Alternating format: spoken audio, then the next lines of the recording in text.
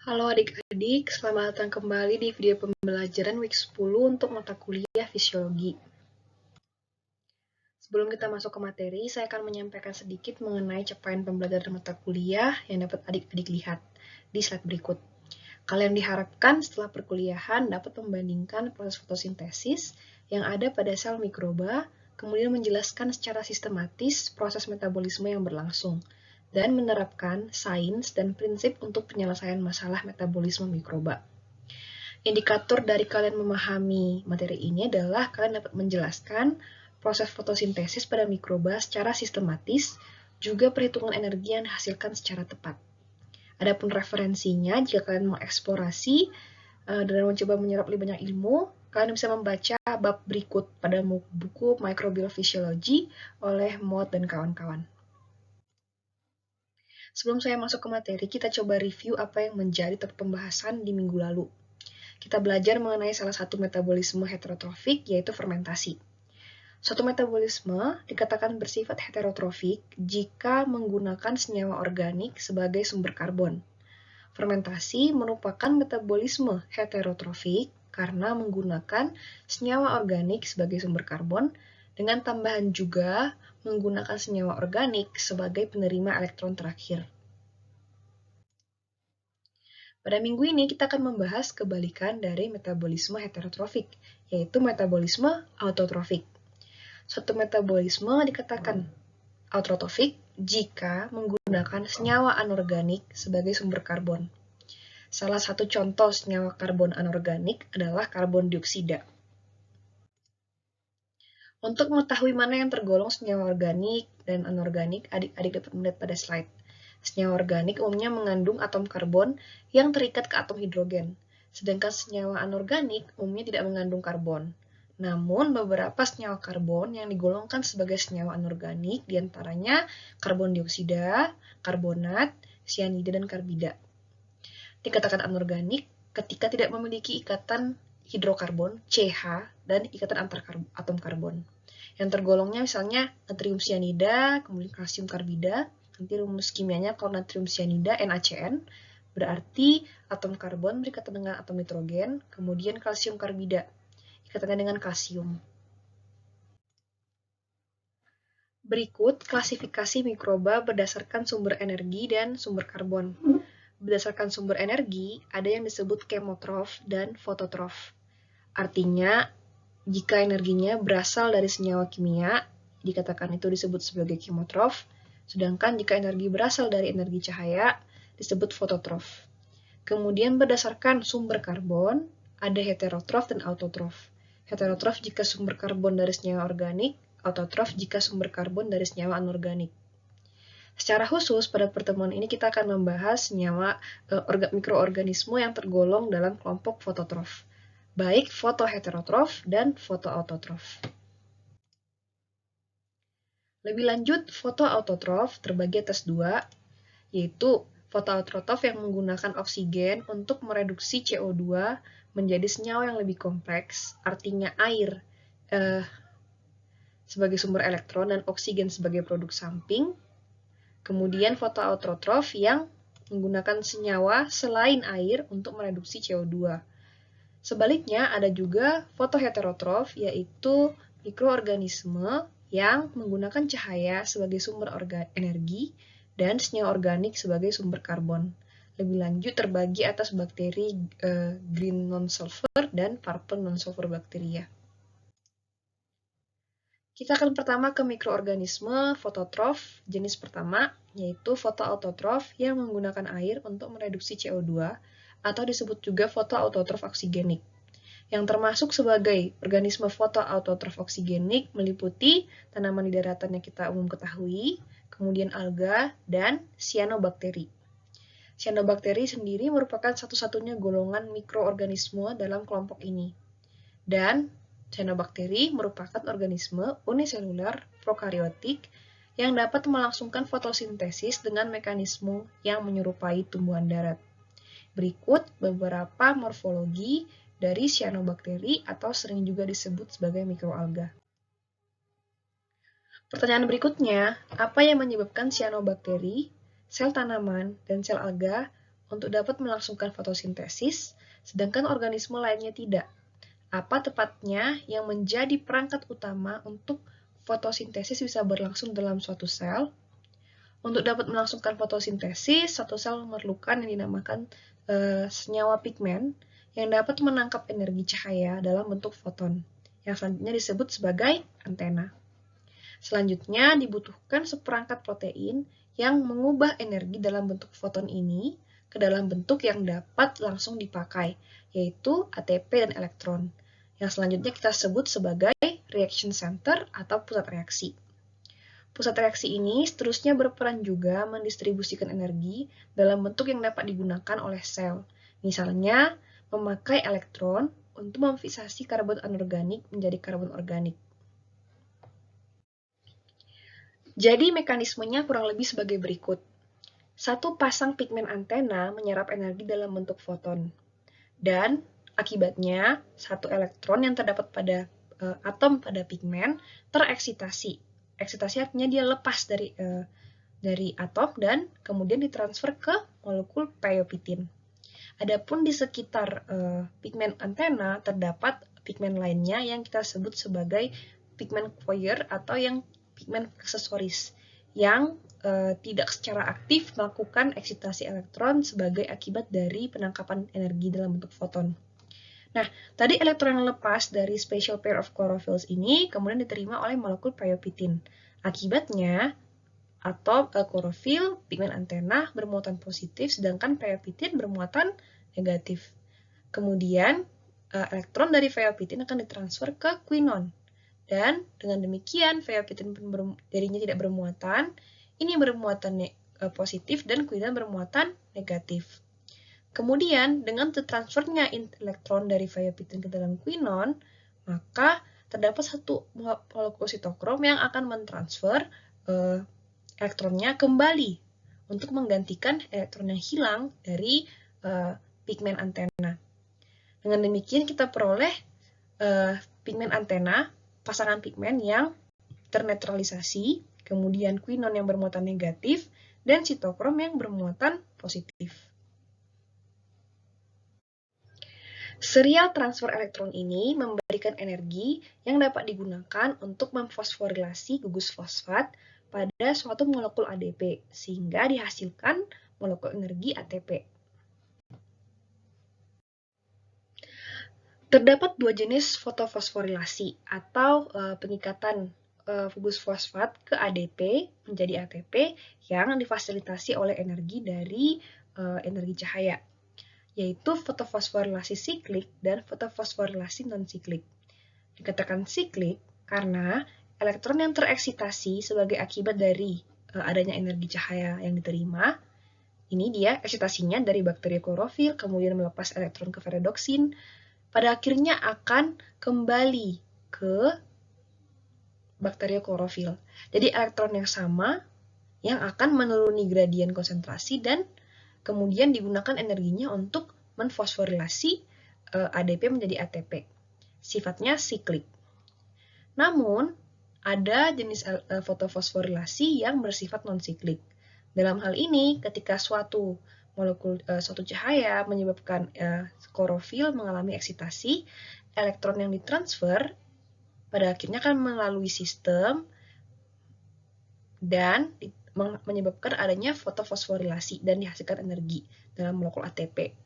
Namun, elektron tidak dikembalikan kembali ke klorofil, melainkan diterima oleh suatu molekul yang perannya mirip seperti NADH dalam respirasi selular sebagai agen produksi nantinya, yaitu NADPH. NADPH di sini sebagai koenzim yang menampung elektron dari eksitasi akibat penyerapan energi dalam bentuk foton. Kemudian, maka apa yang menjadi elektron pengganti ketika elektron tersebut diterima oleh NADPH? Dalam hal ini, dalam fotofosforilasi non-siklik, suatu molekul akan dilisiskan. Dalam hal ini, untuk fotofosforilasi yang ditunjukkan di sini, molekul H2O atau molekul air yang kemudian akan mengalami lisis dan melepaskan elektronnya untuk membuat klorofil atau pigmen yang tereksitasi kembali netral setelah melepaskan elektronnya. Begitu. Sebagai akibatnya, selain 2 molekul ATP dihasilkan, juga dihasilkan oksigen sebagai produk samping dari fotolisis air.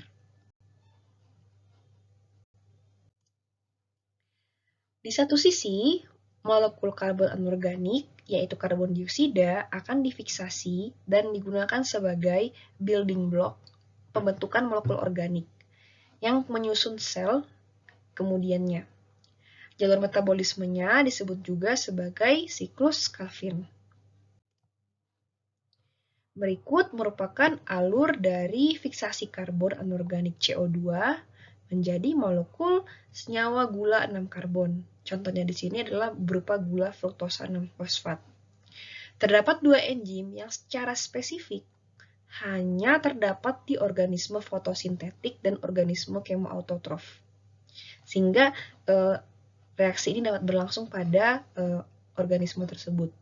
Yang pertama adalah enzim Rubisco atau ribulosa bifosfat karboksilase yang mengkatalisa reaksi asimilasi molekul karbon dioksida dan air ke molekul ribulosa bifosfat, sehingga dihasilkan senyawa fosfogliserat. Kemudian, enzim fosforibulokinase yang memfosforilasi ribulosa 5-fosfat menjadi ribulosa 1,3-bifosfat. Dengan demikian, dalam siklus Calvin, 6 mol karbon dioksida, 6 mol air, 18 mol ATP, dan 12 mol NADPH akan digunakan untuk menghasilkan 1 mol gula 6 karbon beserta produk sampingnya. Jadi secara umum untuk case di mana fotofosforilasi bersifat non-siklik dan digunakan air sebagai molekul pendonor elektronnya, terdapat 2 pendivisian reaksi fotosintesis. Yang pertama reaksi terang, yang kedua reaksi gelap. Di mana dalam reaksi terang terjadi pemanenan energi dari cahaya dan molekul pemanenan energi ini ditransfer, dicurrency-kan, dikonversi ke dalam suatu bentuk yang dapat digunakan oleh reaksi gelap untuk menfiksasi karbon menjadi molekul senyawa organik. Apa molekul I tersebut? Konverternya adalah NADPH dan ATP. Lantas apa bedanya dengan mikroorganisme yang tidak menggunakan air untuk mereduksi CO2? Apa tepatnya yang menjadi pembedanya? Perbedaannya terletak pada donor elektron yang digunakan, yaitu bukan molekul air, bukan H2O. Sehingga dengan demikian, oksigen tidak dihasilkan sebagai produk fotolisis. Akibatnya dinamakan juga sebagai fotosintesis anoksigenik. Berikut kedua contoh mikrobanya, yaitu mikroba ungu sulfur dan mikroba hijau sulfur, atau purple sulfur bacteria dan green sulfur bacteria.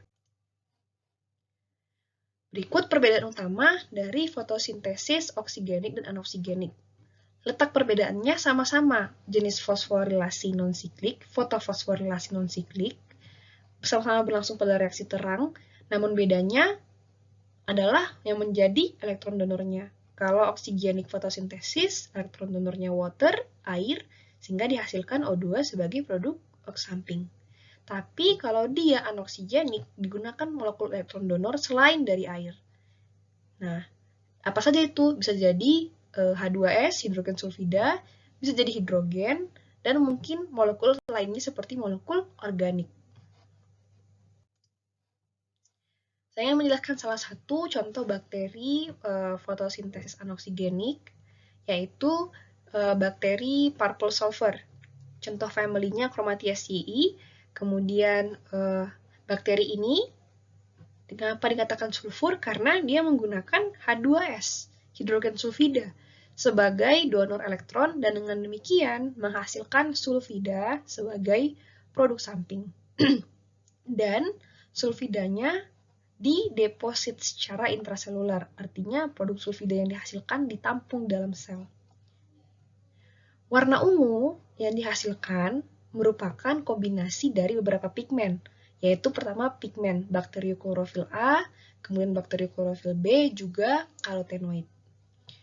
Umumnya ditemukan dalam zona anoksik pada danau, juga pada mata air panas, sulfur springs. Secara umum, motil, in nature, juga fotolithotrophs. Pada dasarnya juga memiliki mode metabolisme chemoorganotrophs, artinya kalau kemo dia pakai senyawa kimia, reaksi kimia sebagai sumber energi, dan memakai kemoorgano, memakai molekul karbon organik sebagai sumber karbon, sehingga bisa menggunakan asetat, piruvat, dan beberapa molekul organik lainnya. Namun, pada kondisi di mana sangat tidak ada oksigen dan sumber energi dan ada banyak sumber karbon anorganik serta sifatnya ada intake ada exposure terhadap cahaya yang mencukupi, maka akan memiliki mode metabolisme fotolitotrofik atau fotoautotrofik. Saya lupa menjelaskan ini, kalau definisi litotropik artinya itu sama dengan autotrofik. Organotrofik juga sama dengan heterotrofik. Oke, seperti yang tadi saya sampaikan, heterotrofik berarti dia menggunakan senyawa karbon organik, organo, sebagai sumber karbon. Sedangkan kalau dia menggunakan senyawa anorganik sebagai sumber karbon, disebut autotrofik atau istilah lainnya adalah litotrofik. Oke. Tadi selain bakteri yang tergolong sebagai fotosintetik anoksigenik, selain purple sulfur bacteria, juga green sulfur bacteria. Bedanya non-motil, artinya tidak bergerak, punya beberapa morfologi, bisa berbentuk batang, spiral, dan kokus, kemudian memiliki klorosom di dalam sel. Boleh cari tahu apa itu klorosom. Kurang lebih fungsinya mirip seperti kloroplas pada tanaman, namun karena bakteria, berarti prokariot, tidak punya yang namanya organel seperti kloroplas, maka ada struktur yang menyerupai fungsi kloroplas dalam bakteri tersebut, yaitu disebut klorosom. Strictly anaerobic dan obligate phototroph berarti tidak memiliki mode metabolisme perolehan energi selain dari fototrop. Jika dibandingkan dengan purple sulfur masih bisa memperoleh energi dari senyawa kimia melalui reaksi kimia, bisa melakukan metabolisme chemotroph. Nah, perbedaan berikutnya adalah ukurannya lebih kecil sehingga tidak bisa menampung sulfur secara intraselular. Akibatnya sulfur yang dihasilkan sebagai produk samping dari metabolisme ini dideposit secara ekstraselular. Kurang lebih berikut contoh ini reaksinya. Nah, yang terakhir, mode metabolisme fotoheterotroph. Berarti fototroph artinya menggunakan cahaya sebagai sumber energi, heterotroph menggunakan senyawa organik sebagai sumber karbon. Ini juga sama istilahnya dengan fotoorganotroph. Beberapa contoh bakteri yang tergolong dalam purple non-sulfur dan green non-sulfur yang tergolong dalam fotoheterotroph adalah purple non-sulfur dan green non-sulfur. Secara pengamatan mirip dengan purple sulfur dan green sulfur bakteria, namun setelah diteliti, kedua jenis bakteri ini tidak bisa mendeposit sulfida. Nah, fotoheterotroph pada dasarnya juga berarti melaksanakan fotosintesis secara anoksigenik. Kenapa demikian? Karena sama seperti bakteri fotoautotrof anoksigenik di contoh sebelumnya, mereka tidak menggunakan air. Akibatnya tidak menghasilkan oksigen sebagai produk samping dari reaksi terang.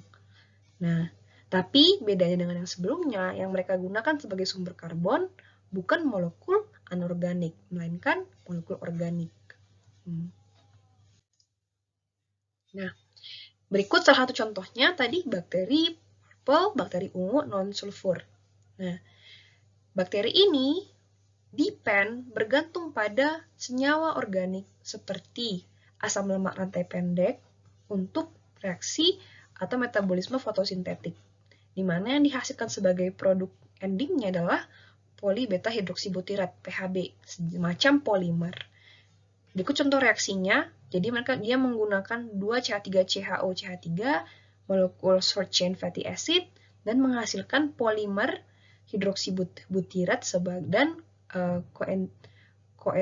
koenzim A SH gugus SH pada senyawa koenzim A sebagai produk sampingnya. Nah, secara umum golongan bakteri ini paling versatile secara energi. Artinya versatile paling mampu adaptif dalam berbagai situasi metabolisme. Karena secara umum untuk mencari senyawa sebagai sumber karbon, mereka bisa pakai senyawa organik seperti asam amino, benzoat, etanol, juga asam organik dan asam lemak rantai pendek. Nah, jadi selain umumnya golongan bakteri ini punya mode metabolisme tidak hanya fototrof tapi juga kemotrof. Beberapa contohnya adalah Rhodospirillum, Rhodomicrobium, dan Rhodopseudomonas. Contoh berikutnya untuk golongan fotoheterotrof adalah bakteri hijau non-sulfur. Secara umum di lingkungan berfilamen dan termofilik. Kenapa berwarna hijau? Karena ada bakteri klorofil A, bakteri klorofil C, dan karoten. Kemudian sebenarnya baik untuk green non-sulfur bacteria dan green sulfur bacteria warnanya tidak hijau, justru lebih kecoklatan akibat dari variasi kandungan karoten, pigmen karoten dalam sel mereka. Nah, ketika ditumbuhkan secara anaerobik, bakteri ini akan mengembangkan klorosomnya. Nah, bakteri ini juga memiliki mode fotoheterotropik dan fotoautotrofik dan tidak mendeposit sulfur. Oke, ini saya salah ya sebenarnya. Ini saya lewat lagi. Bakteri ini fotoheterotropik kalau golongan ini ya. Nah, dan tidak mendeposit sulfur. Jadi awal pengamatannya adalah ada beberapa bakteri yang digolongkan sebagai bakteri green bacteria. Namun beberapa kelompok dari green bacteria ini yang semuanya awalnya diduga memiliki aktivitas autotrofik dan mampu menggunakan sulfur, mendeposit sulfur sebagai produk dari penggunaan H2S sebagai sumber elektron, ternyata pada akhirnya diamati bahwa bakteri tersebut tidak bisa mendeposit sulfur, malah sulfur jika dihasilkan dalam metabolisme bersifat racun. Ini menjadi indikator setelah didalami lagi metabolisme mereka, ternyata bakteri ini menggunakan senyawa karbon sebagai sumber organik, sebagai sumber elektronnya. Nah, ini menarik. Kenapa perlu ada informasi ini? Persen GC. Kalau adik-adik tahu, G dan C ini adalah basa nitrogen dalam DNA. Oke, GC, jadi A, pasangannya T, AT, dan guanin, pasangannya sitosin. Basa nitrogen A dan basa komplementernya T, adenin dan timin, itu 2 ikatan. Sedangkan guanin dan sitosin 3 ikatan. Ketika DNA molekul DNA satu bakteri diketahui memiliki indeks GC yang tinggi, umumnya itu karena bakteri tersebut tinggal di lingkungan yang relatif ekstrim, sehingga didesain sedemikian rupa DNA-nya agar tidak mudah terdenaturasi karena punya persen GC yang tinggi. Oke, nanti kita bahas lagi ya mengenai DNA, tapi ini case terpisah. Kita nanti belajar dalam extremophilic, artinya bakteri-bakteri yang senang tinggal di lingkungan ekstrim.